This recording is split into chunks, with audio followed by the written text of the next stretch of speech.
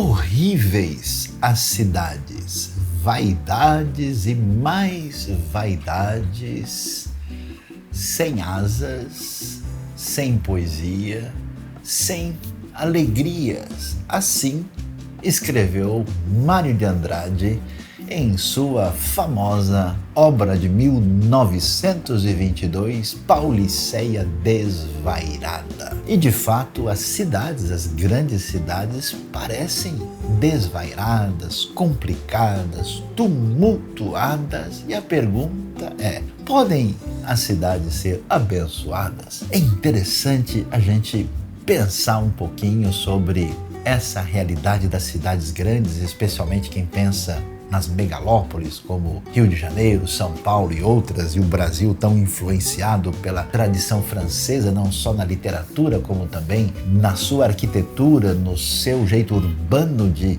se organizar. Quando a gente presta atenção na realidade da Bíblia, quanta coisa existe sobre a cidade. A cidade é problema. Logo no início da Bíblia, a tentativa do ser humano de construir na sua distância de Deus, no seu ensimesmamento, na sua autossuficiência, se observa na cidade de Caim, quando ele tenta construir um mundo à parte, e ali a gente vê o crescimento da imoralidade, da violência, do caos, e as coisas se complicam. Essas cidades do mundo antigo eram lugares de opressão, de desigualdade, de maldade e até mesmo de escravidão. E é interessante que nesse caminho de ruptura com a ordem natural, nesse caminho de distanciamento da real sintonia com o sagrado, nós vemos Deus escolher uma santa cidade, cidade de Jerusalém, para fazer o seu plano de redenção e de bênção. E mesmo assim, esse ambiente da nova cidade se complica e se transforma até mesmo num lugar de atrocidade. Que coisa impressionante descobrir que na história bíblica o povo de Deus é chamado para ser caminho de bênção na própria cidade. A cidade assustadora, inclusive para sábios como Platão, que dizia que não deveríamos ter uma cidade com mais de 5.000 pessoas, porque senão viraria um caos. As cidades rejeitadas pelos pensadores, poetas e aqueles que buscavam a paz e a serenidade entre os seres humanos, agora representa um grande desafio para aqueles que são chamados por Deus para trazer paz, vida e prosperidade para a vida dessa cidade. E é interessante, esse é o chamado da própria comunidade. De tal forma que quando o texto bíblico termina, é interessantíssimo, na celebração da bênção final de Deus para o ser humano, desce do céu uma santa cidade, mostrando que a realidade desvairada, a realidade complicada, a realidade tumultuada pode muito bem já agora ser abençoada, porque a ação de Deus para a cidade traz bênção agora e no futuro dessa cidade complicada que por fim será abençoada.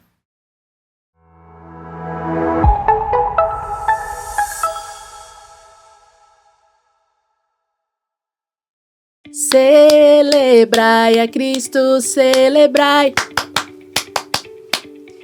Celebrai a Cristo, celebrai. Hoje é dia de celebração na IBNU. Vem celebrar com a gente.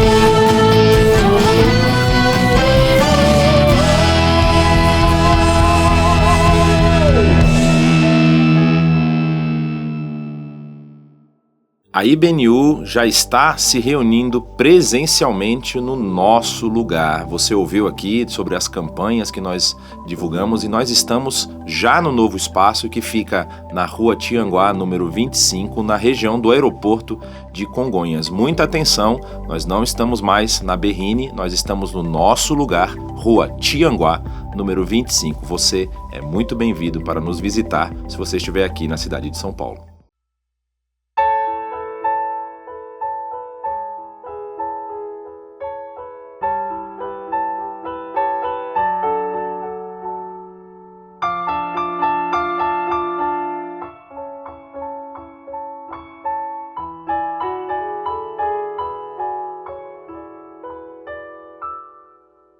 Ao Rei dos Reis consagro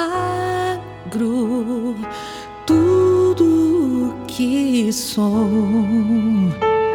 de gratos louvores transborda o meu coração. A minha vida eu entrego nas tuas mãos, meu Senhor, pra te exaltar com todo o meu amor. Eu te louvarei conforme a tua justiça e cantarei louvores, pois tu és altíssimo. Celebrarei a ti, ó Deus, com meu viver. Cantarei e contarei as tuas obras, pois por tuas mãos foram criados terra, céu e mar e todo ser que neles há. Toda a terra celebra-te com cânticos de júbilo, pois tu és o Deus Criador. Toda a terra celebra-te com cânticos de júbilo, pois tu és o Deus Criador.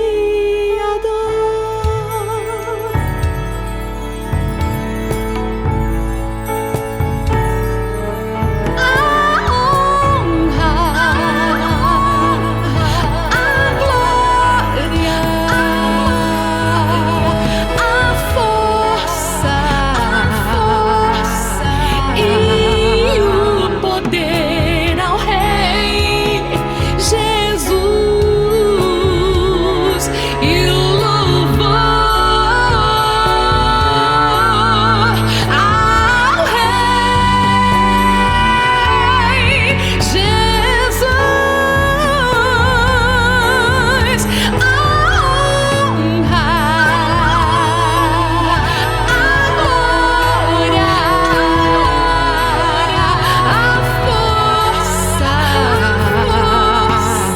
e o poder ao Rei Jesus e o louvor ao Rei Jesus, meu Senhor, meu Senhor, meu Senhor, meu Senhor.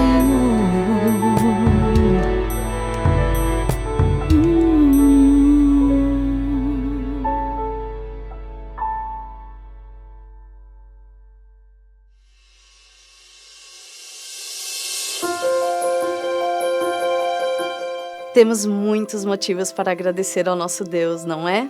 São tantas coisas que acontecem ao nosso redor que a gente não tem controle, coisas que a gente acha que nós podemos resolver, mas nós não podemos. E Deus vai resolvendo por nós, fazendo a melhor estratégia, e quando a gente vê, já está resolvido, as coisas já fluíram, Deus já fez um milagre, Deus já ajeitou tudo aquilo que a gente não tem controle, Deus já fez. Quantas vezes isso aconteceu com você? Isso tem acontecido comigo em várias situações, de pessoas que a gente não espera nem que se achegue a Deus, porque a gente não sabe nem como se aproximar da pessoa, mas Deus vai trabalhando ao redor, vai cuidando e vai trazendo aquele que está afastado, aquele que não conhece a Cristo. E a gente até perceber que não é por nossa força, né? É Deus quem faz. E a gente tem muitos motivos para agradecer a Deus por isso, por aquilo que a gente não vê, por aquilo que a gente vê. Lembra daquela música, quantas bênçãos dizem quantas são? Quando a gente parar para contar tudo que Deus tem feito por nós, são muitos motivos para agradecermos. Agradecermos por isso, por tudo que Deus tem feito pela IBNU, por tudo que Deus tem feito no nosso lugar, que a gente está lá trabalhando firme e Deus tem cuidado de tudo, de todos os detalhes. Em breve, em nome de Cristo Jesus, estaremos lá louvando e agradecendo todos juntos, numa só voz, num só espírito, louvando a Deus por tudo que Ele tem feito por nós. Que Deus abençoe sua vida e vamos sempre agradecer e adorar ao nosso Deus.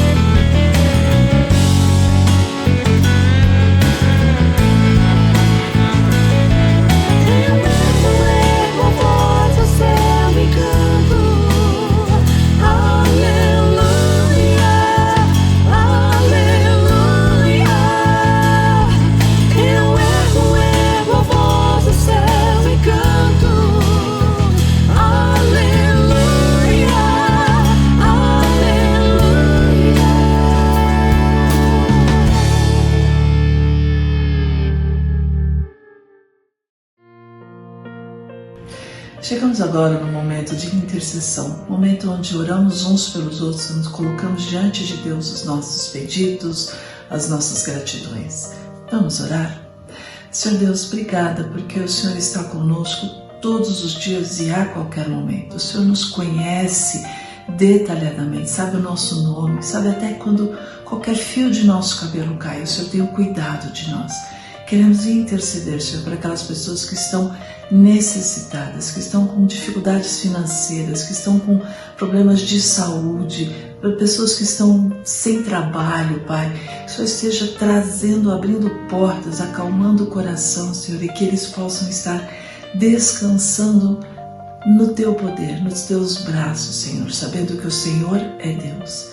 E aqueles, Senhor, que estão alegres, regozijando, porque o Senhor tem trazido coisas tão fantásticas na sua vida, nós queremos continuar a louvar e agradecer o Teu nome, porque o Senhor é bom, sempre, eternamente, em todas as situações.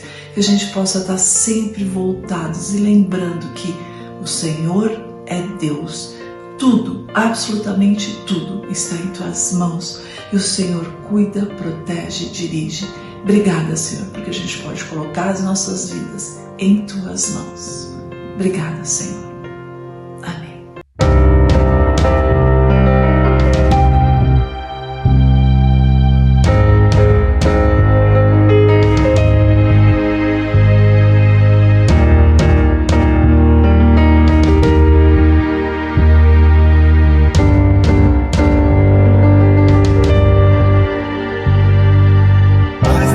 Se abalam, os reinos já passaram, Rei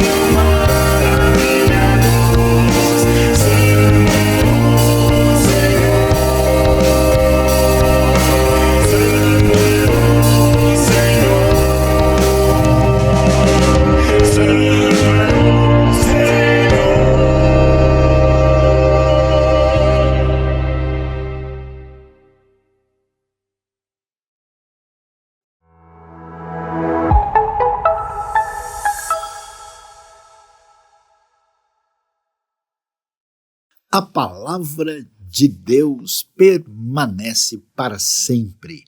Por isso, é muito importante dar atenção àquilo que Deus nos revelou para nos ajudar a entender a nós mesmos, o mundo à nossa volta e ao nosso relacionamento com o Criador e o Redentor.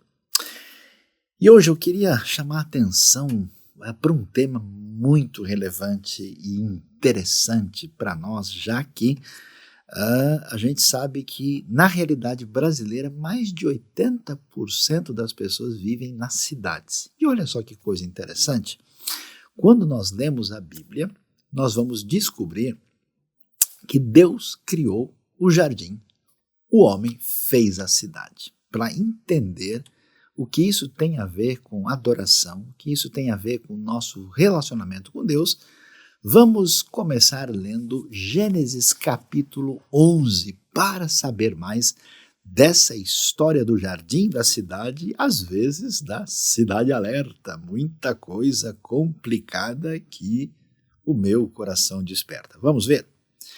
Gênesis capítulo 11 tem uma história muito interessante e curiosa que diz o seguinte. Começando com o verso 1, o texto diz: No mundo todo havia apenas uma língua, um só modo de falar.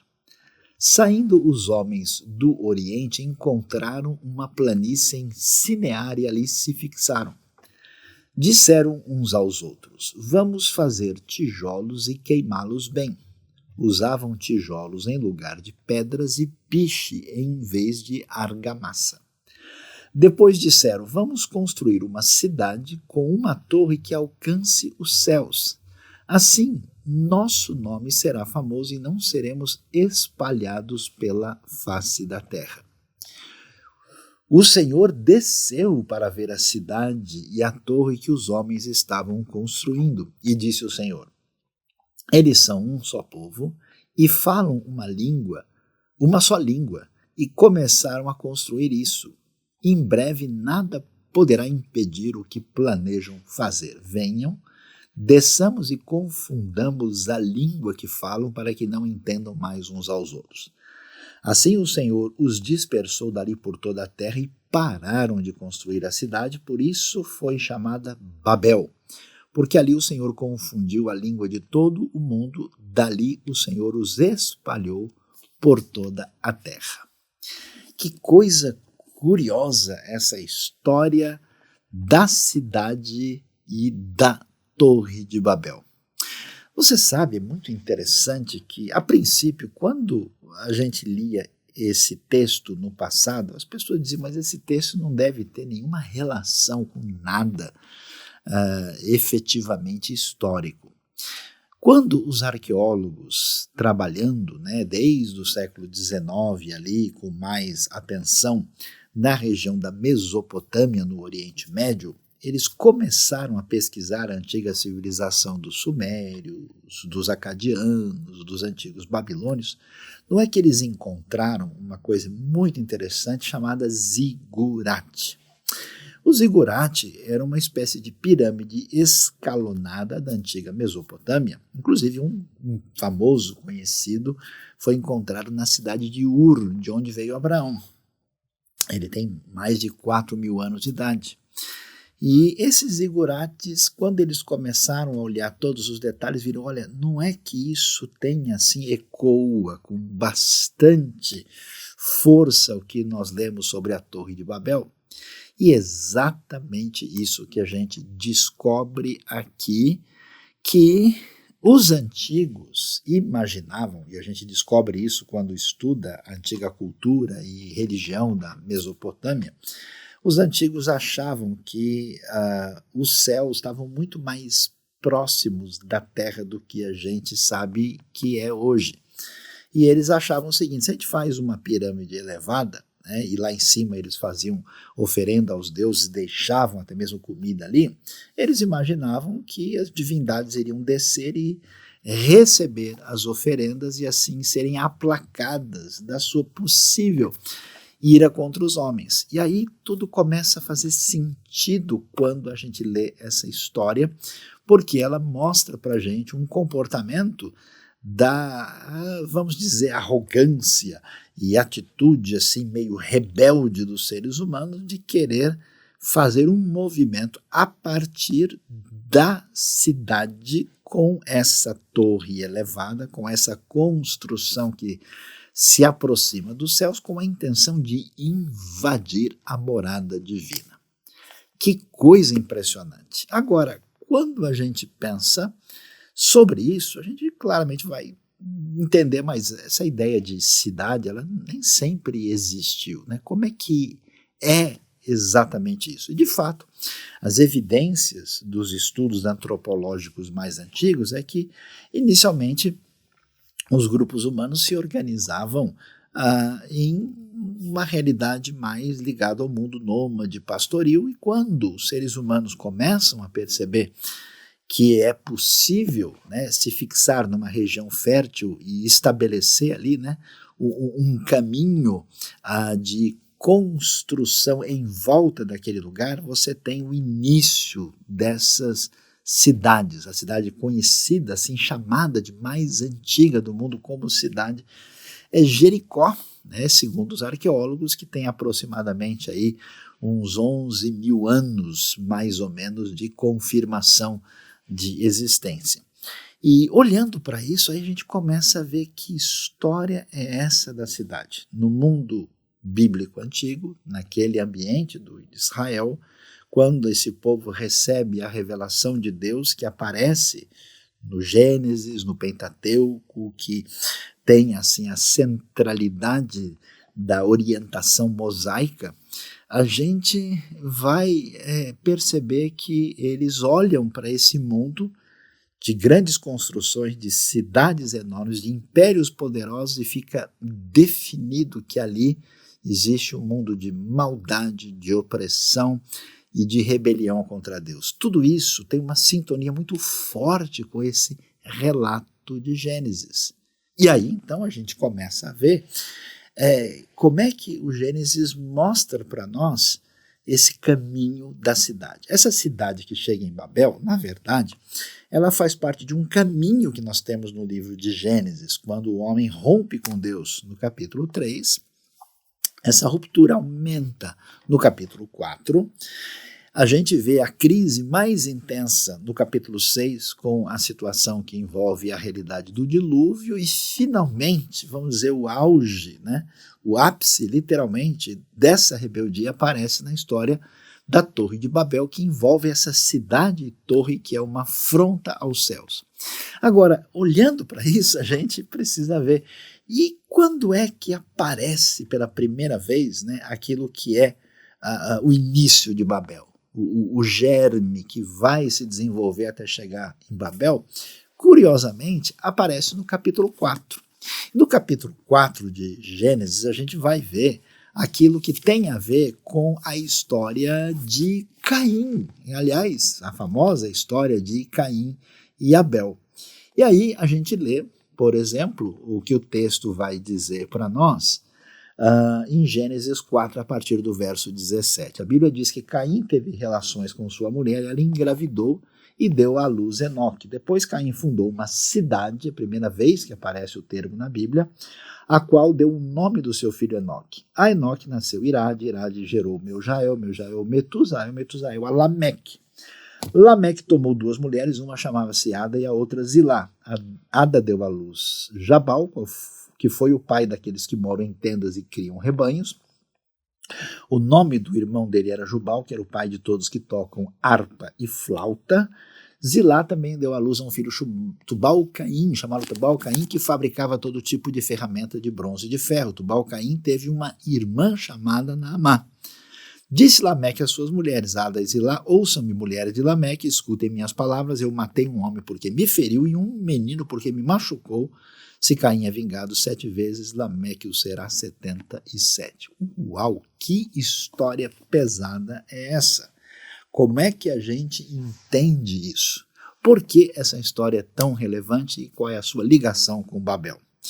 É muito valioso observar que aqui nós temos a realidade que o ser humano, rompendo com Deus, consequentemente tendo um rompimento na sua própria interioridade, na sua consciência existencial e moral e espiritual, e rompendo com o ambiente à sua volta, o ser humano perde o jardim. Deus fez o homem e o colocou em sintonia com toda a criação, como uma espécie de indivíduo, casal, que tinha a responsabilidade de gerenciar sob Deus a bela e extraordinária criação. Quando o homem perde isso, então a relação com o mundo à sua volta fica mais difícil. A Bíblia mostra para a gente esse desdobramento dessa ruptura que é visível em toda parte. Por isso que nós temos problemas ecológicos e econômicos até hoje.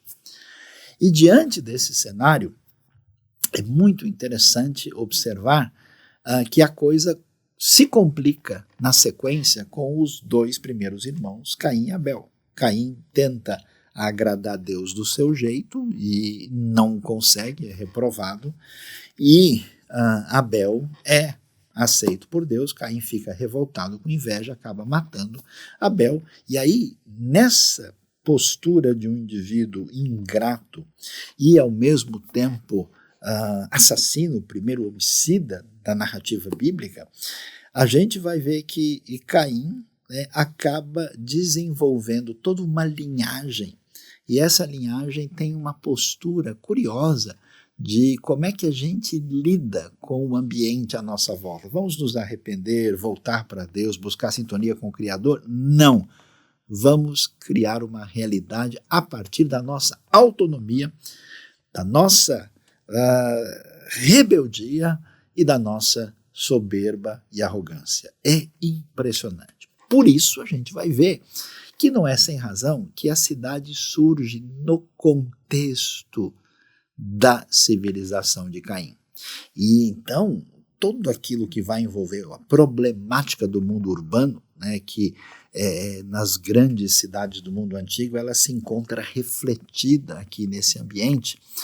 E aí a gente vê essa sintonia quando fala-se dos descendentes de Caim, que tem a ver com Lameque. É interessante que Lameque é o sétimo da genealogia de Caim desde Adão. E como tal, ele é paralelo a Enoque. Enquanto Enoque anda com Deus na genealogia de Sete, o nome dele é Sete, aí confunde com o número 7, a gente vê que na genealogia de Caim surge o Lameque, e o Lameque é o primeiro indivíduo que tem uma atitude de bigamia associada com violência. Você vê que ele, mais ou menos como assim, um indivíduo de muita violência, ele faz um cântico, ele faz uma poesia para comemorar o indivíduo que ele machucou e o outro que ele matou. Então é impressionante isso. E ele então tem as suas mulheres Ada e Zilá, e ele faz aquele, vamos dizer, cântico de um indivíduo que se acha poderoso pela sua violência, e nesse sentido ele tem os filhos chamados Jabal, Jubal e Tubal Caim. É interessante que são a referência do progresso, que aparece em sintonia com esse progresso perverso do mundo antigo. E aí você tem a gênese da arte, da economia e até mesmo da metalurgia. Tudo isso aparece lá. É impressionante ver como o texto bíblico tem uma sabedoria extraordinária de mostrar, de modo que qualquer pessoa pode entender a realidade que assombra a experiência humana. Olhando para isso, a gente então vai descobrir o quê?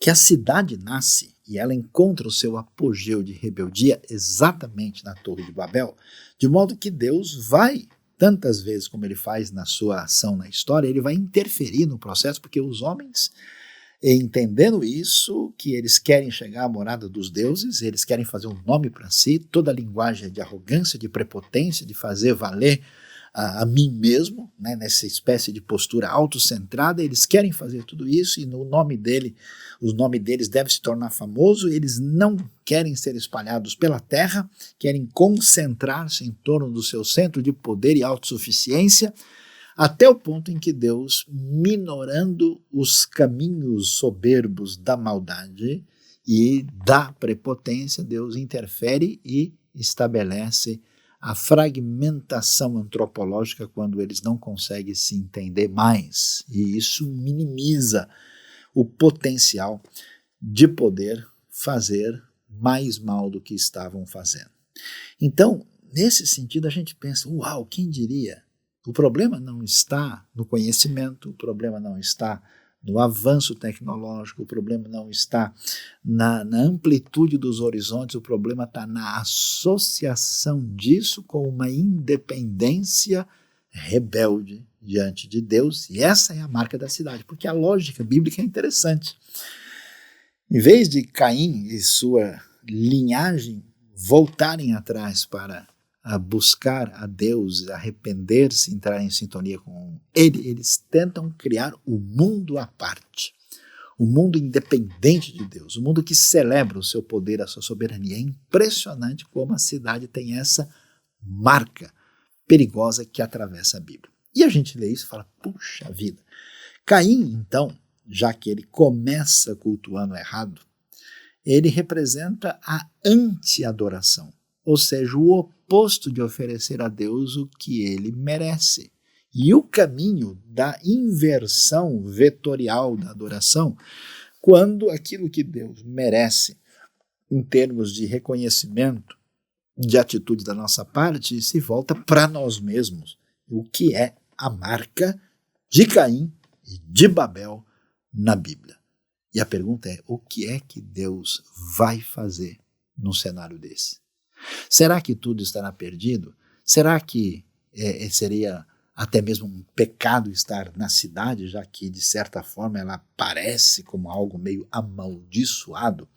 Existe como uma atitude de rejeição da urbanidade na Bíblia? É curioso a gente continuar vendo o que acontece no eixo da história. Quando a gente vai lá para frente, o que a gente vai descobrir?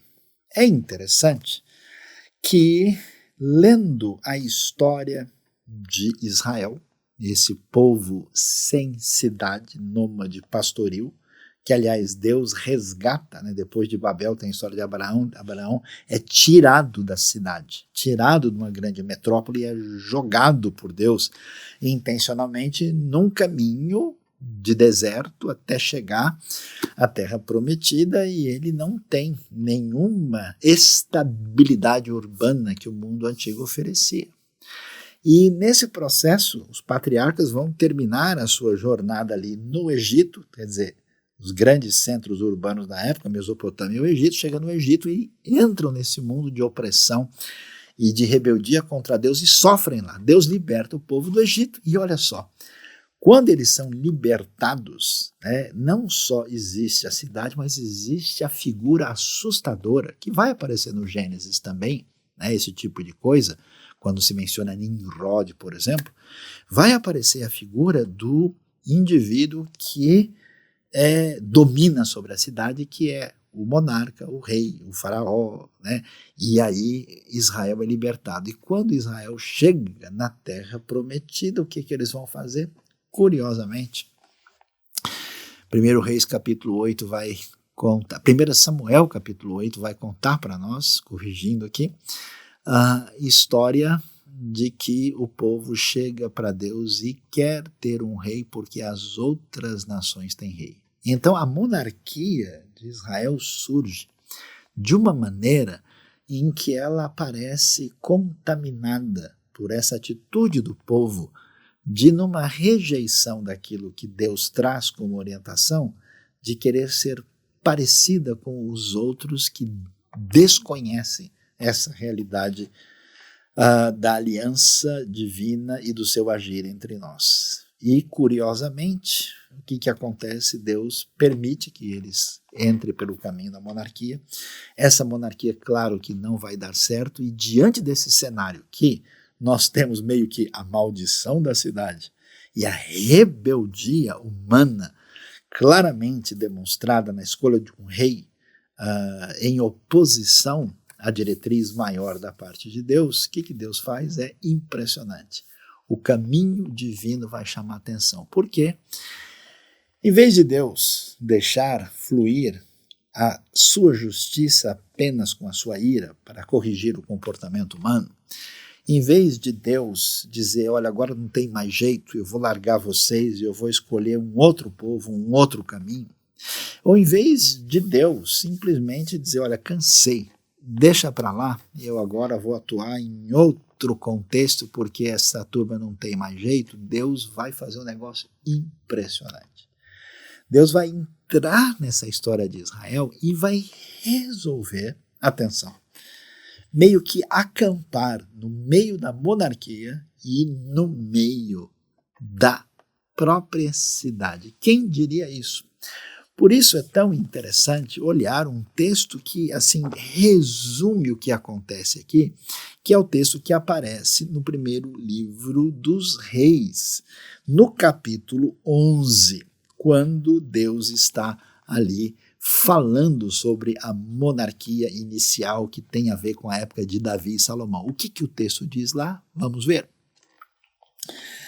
A Bíblia diz o seguinte, a partir do verso de número 36. Darei uma tribo ao seu filho, Deus falando, né, aí de Davi em relação, né, a Salomão, a fim de que o meu servo Davi sempre tenha diante de mim um descendente no trono em Jerusalém.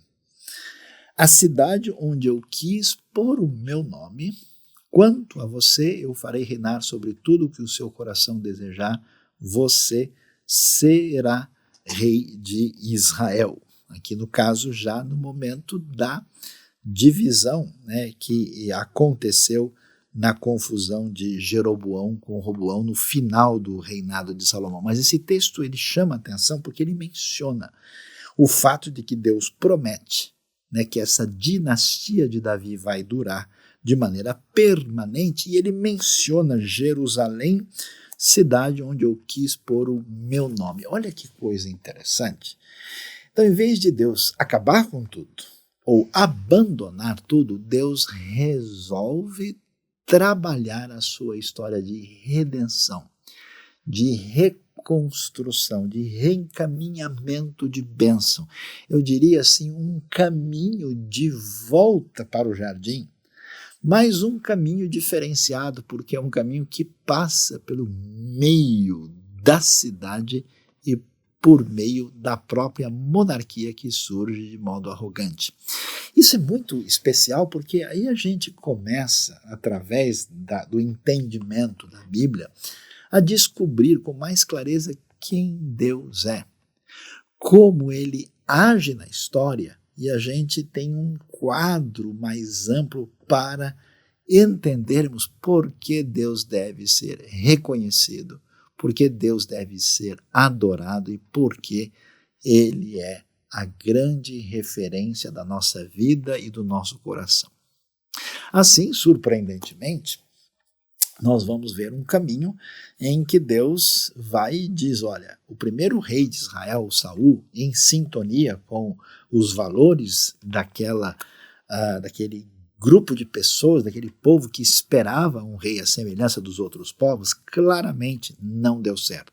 Terminou de maneira trágica e aquele reino não foi consolidado. Exatamente quem não parecia em nada como alguém promissor é escolhido por Deus, que é Davi, e Deus vai fazer uma aliança inquebrável com Davi, que é muito definida em 2 Samuel capítulo 7, e ela dá origem a toda uma história de reinado, de monarquia que vai chegar na realidade messiânica que temos em Cristo Jesus, nosso Senhor. O reino de Cristo é o reino de Davi, que surge exatamente nesse ambiente e totalmente ligado a Jerusalém, cidade que surge como um contraponto àquilo que vamos encontrar em Caim e Babel. Apesar da cidade ser esse ambiente que está ligado com toda essa rebeldia, essa atitude arrogante do ser humano, Deus constrói um caminho por meio da escolha de uma cidade para pôr ali o seu nome e fazer dessa cidade o grande foco da bela e extraordinária história da redenção. Então, como nós podemos ver, lá no início, Deus criou o jardim naquela harmonia sem fim. E depois da ruptura com Deus, veio todo um caminho de dificuldade que se traduz de maneira emblemática na cidade e com o seu governo cheio de maldade e opressão.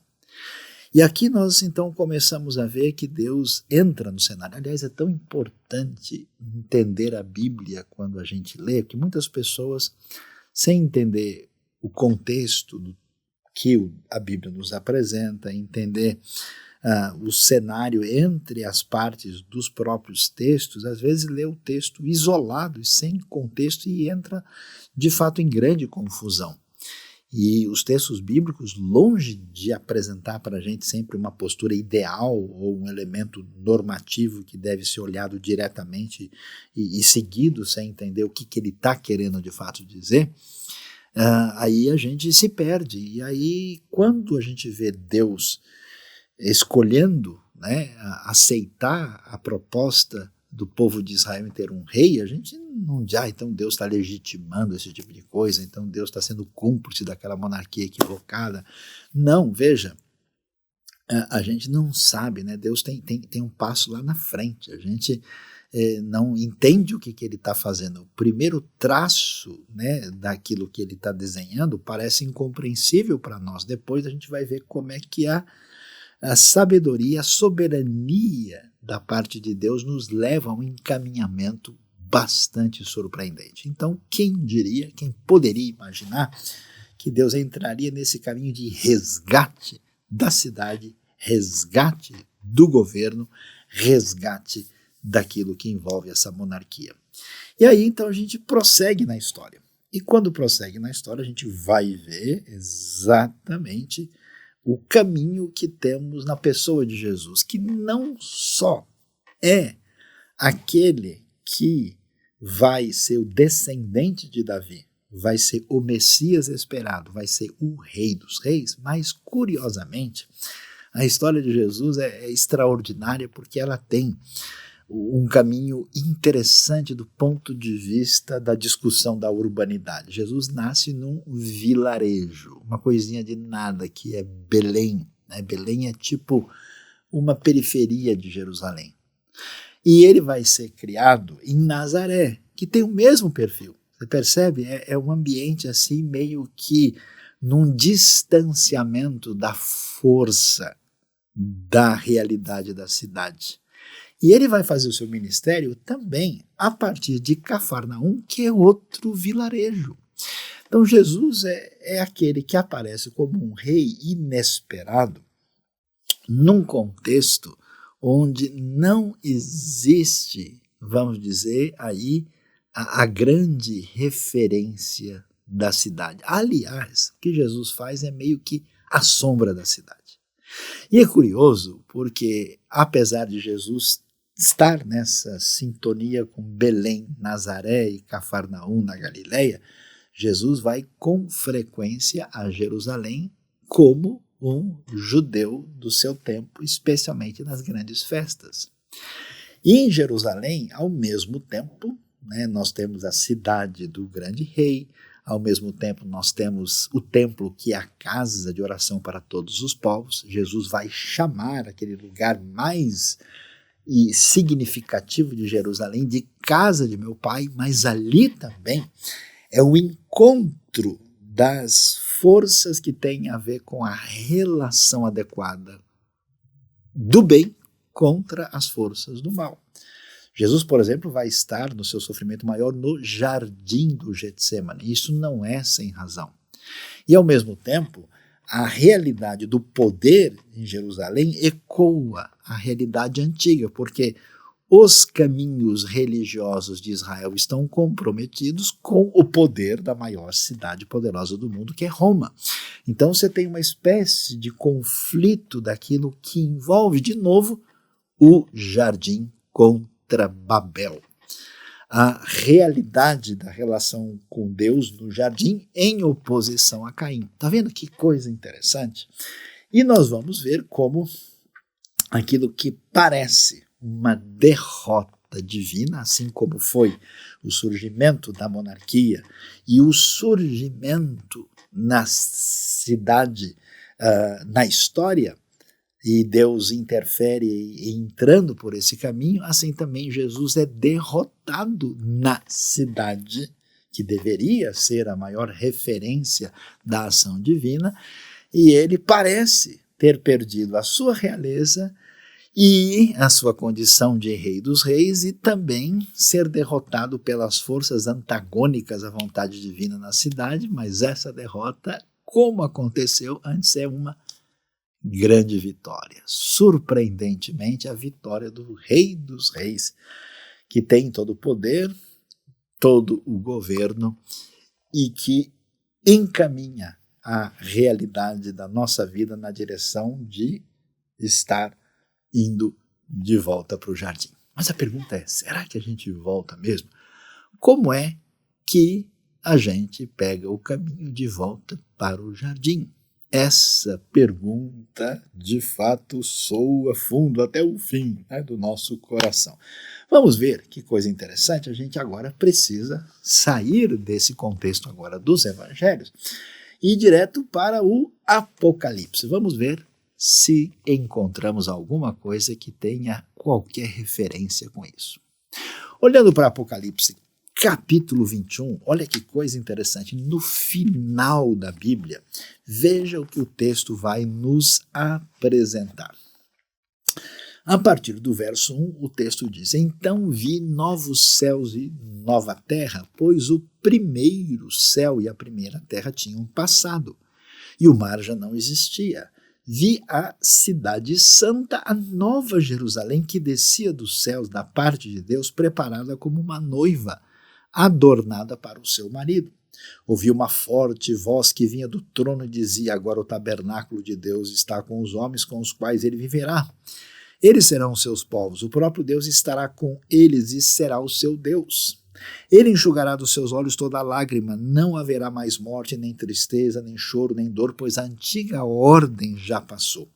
Aquele que estava sentado no trono disse: Estou fazendo novas todas as coisas, e acrescentou: Escreva isto, pois estas palavras são verdadeiras e dignas de confiança. Disse-me ainda: Está feito, eu sou o Alfa e o Ômega, o princípio e o fim. A quem tiver sede, darei de beber gratuitamente da fonte da água da vida.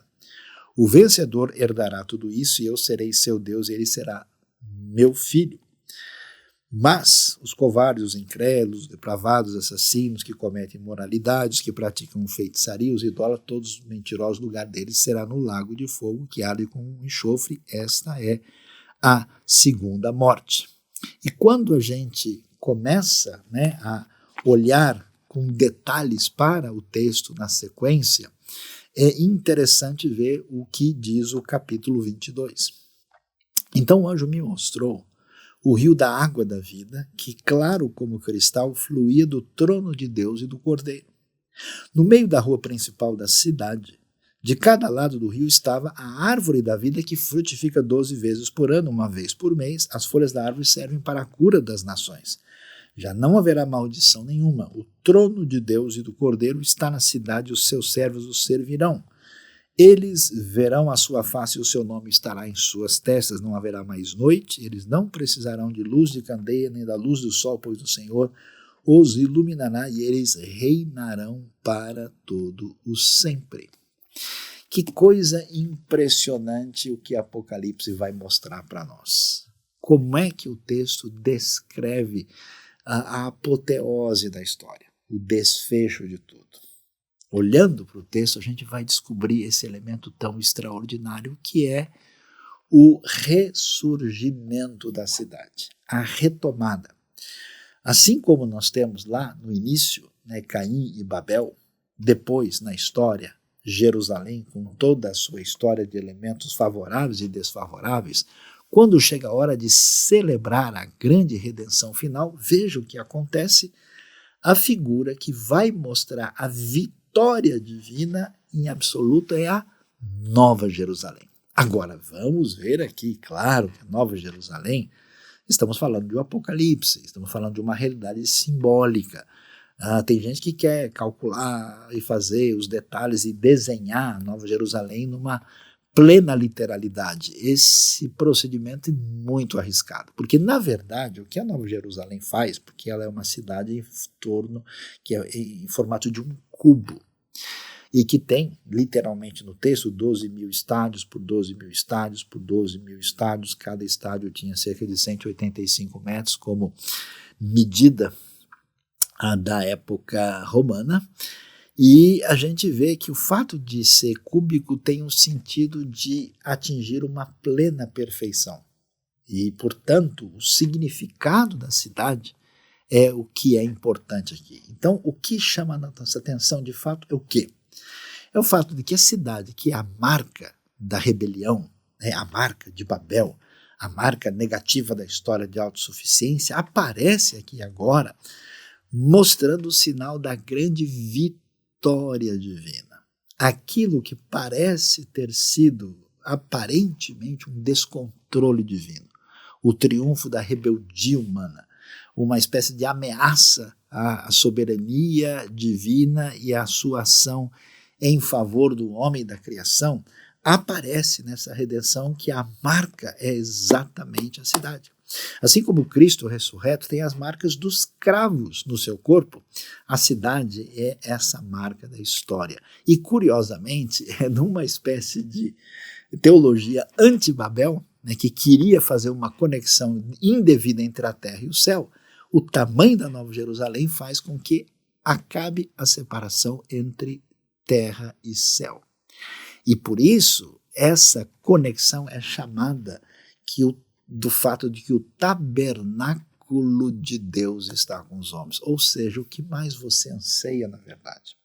O maior sonho e desejo do seu coração é estar na presença de Deus. É adorar de verdade. A adoração, quando não ocorre, falta oxigênio, falta vida no nosso coração. E a gente sai buscando outra coisa. A gente também quer, à semelhança de Caim, construir a nossa cidade, o nosso reino paralelo. O problema do ser humano é exatamente, vamos assim dizer, brincar de Deus, querer tomar o seu lugar, pegar a jornada de Caim, entrar em sintonia com Babel, fazer o caminho errado da desobediência que acontece com o povo de Israel.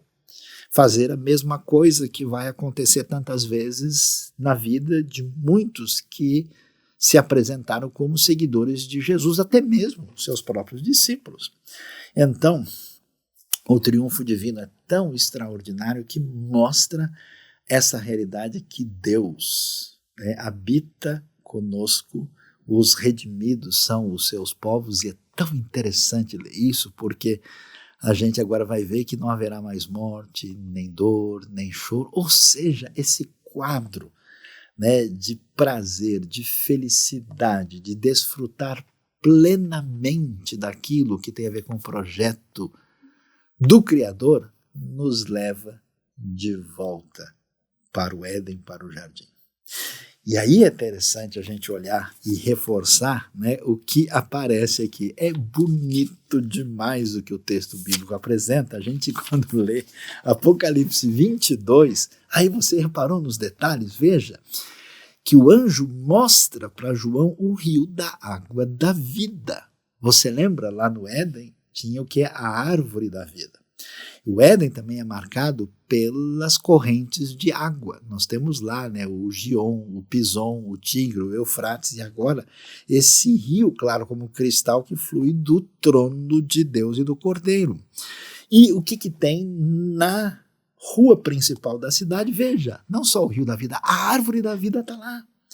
A árvore da vida que estava no Éden e que o ser humano perdeu a oportunidade de experimentar vida permanente e eterna porque escolheu o caminho da autossuficiência, a árvore que tem a ver com o fruto do conhecimento do bem e do mal, que na verdade é o início daquilo que vai dar na história de Caim em Babel. E a árvore da vida que frutifica 12 vezes por ano, uma por mês, e essas folhas são para a cura das nações. Quem diria? A Nova Jerusalém é o Éden urbanizado. Toda a realidade que a gente via lá no Gênesis, que se perdeu pela ruptura com Deus, agora na redenção aparece plenamente. E a poesia bíblica é linda, é especial, é extraordinária. E a gente entende o que aparece no texto aqui quando a gente observa a plena redenção que Deus traz, tanto no contexto da cidade, como do governo da cidade. Por isso que, historicamente, estudiosos como Agostinho, Jacques Ellul e outros assim prestaram atenção a essa teologia da cidade que surge com força extraordinária na Bíblia, e a gente vê esse desfecho, aquilo que parece ser um problema sem fim, aquilo que é uma crise agravada que assusta até os céus. A Torre de Babel é o ápice, é o máximo da rebeldia, da prepotência humana. Por isso, Gênesis termina no capítulo 11 como o desfecho desse momento terrível de arrogância humana, e a partir daí começa a história da redenção, e a gente vai ver através da história como aparece o triunfo do Rei dos Reis diante da rebeldia da monarquia e o triunfo da redenção da cidade, apesar do que houve em Jerusalém, em Babel e em Caim. Por isso, diante disso, a gente deve agora alinhar o nosso coração e descobrir que o problema fundamental do ser humano tem a ver com adoração. Quando a gente não reconhece a Deus e não é sintonizado com o Senhor adequadamente. Esse caminho não é um caminho, como muitas pessoas falam, não, eu só não sou muito religioso. Não, eu só não sou uma pessoa muito assim preocupada com essas coisas, mas no fundo eu sou uma pessoa até legal. Mas veja, quando a gente deixa de dar ao Criador e ao nosso Redentor o lugar que é devido, não tem jeito. Você vai construir um reino e vai construir uma cidade que até inconscientemente, quando você menos imaginar, você já está fazendo a sua Babel. O caminho de distanciamento de Deus, esse caminho que reflete os problemas que começaram no jardim, é um problema sério demais. Muitas pessoas imaginam o evangelho como uma coisa, preciso saber as regras mais adequadas para dar certo, olha, eu preciso saber que tipo de energia eu preciso captar aqui do mundo espiritual para que minha vida aconteça de modo favorável. A realidade é que a nossa relação com Deus é o que importa. E com certeza a gente fez e vai fazer bobagem. O que é extraordinário? Por que Deus merece festa? Por que a gente tem que terminar o Apocalipse com um triunfo glorioso? Por quê? Olha que coisa impressionante. Aquilo que é a maior marca da rebeldia, da arrogância e prepotência humana, se torna a marca maior da grande redenção. Deus faz questão de entrar naquilo que há de pior do ser humano, para construir uma história de resgate e, através dessa redenção, nos levar de volta, saindo da cidade, de volta para o jardim. E quando a gente volta para o jardim, coisa, aí sim, a adoração é sem fim. Reconheça Deus, abra o seu coração. Esse Deus da criação é Deus de todo perdão, de todo resgate. Não importa em que buraco você tenha se enfiado e que tipo de bobagem tenha ocupado a sua cabeça e a sua vida. Você vai descobrir que esse caminho de abraço em sintonia, de um amor sem fim, leva a gente de volta para desfrutar agora e no futuro do jardim. Deus abençoe a sua vida e abençoe o seu coração. Amém.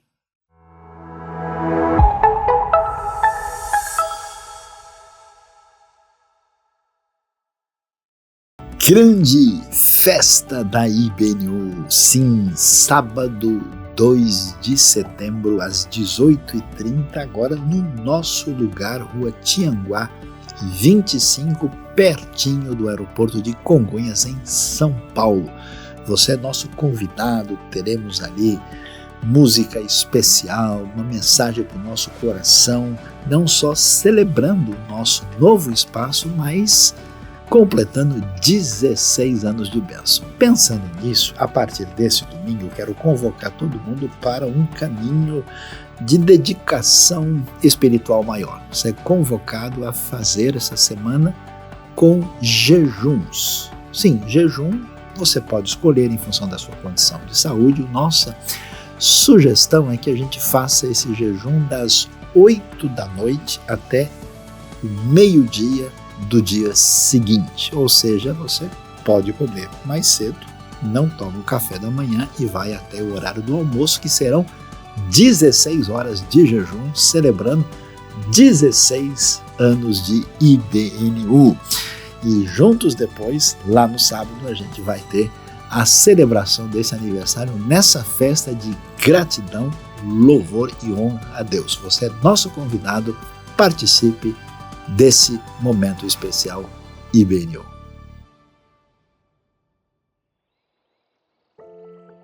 Olá pessoal, eu me chamo Josué, sou o diretor do projeto Um Novo Amanhecer, projeto UNA.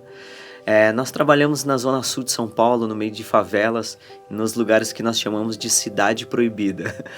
Você sabia que dentro de São Paulo existem locais proibidos, que muitas vezes acontecem coisas horríveis, mas não é divulgado em muitas mídias sociais. E nesses locais obscuros, controlados pelo tráfico e várias coisas, é que nós trabalhamos, alcançando jovens e adolescentes e trazendo para eles uma nova esperança de vida.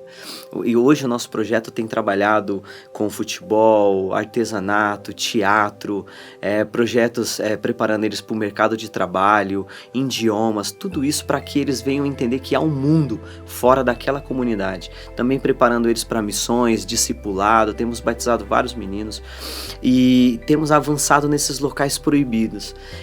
E tudo isso só é possível com a ajuda de Deus, principalmente, claro, né? Mas com a sua ajuda, com as suas contribuições. Hoje a nossa igreja, graças a Deus, tem pagado o aluguel do local onde nós estamos, tem cuidado ali da gente ali e nós temos avançado naquele local com esse projeto missionário. E nesse momento eu quero desafiar você, convidar você a continuar sendo usado por Deus e participar dessas obras maravilhosas. A nossa igreja também trabalha não só com a gente em comunidades ali, mas em países que a gente nem pode falar, em que a nossa igreja tem ajudado, projetos dentro de São Paulo e vários locais. E eu quero convidar você nesse momento a ofertar e contribuir e ser generoso nessa missão, tá bom? Queria orar junto com você, fechamos nossos olhos e oramos junto. Senhor Jesus, eu quero te agradecer, Pai, por tudo que o Senhor tem nos dado o privilégio de participar na Tua obra, do Teu avanço, do Teu reino, daquilo que o Senhor tem feito. Pai, eu quero pedir para cada uma pessoa que tem contribuído, Pai. Eu quero te pedir, Senhor, guarda cada um deles, Pai. Prospera cada vez mais, Pai. Eu te peço isso em nome do Teu Filho amado Jesus Cristo. Eu também te peço, Senhor, continua usando a nossa igreja para ir nos lugares mais difíceis, Pai, aonde ninguém quer ir, Pai, e usar os Teus filhos a estar avançando o Teu reino em vários locais, Pai. Eu te peço isso em nome do Teu Filho amado Jesus Cristo. Amém.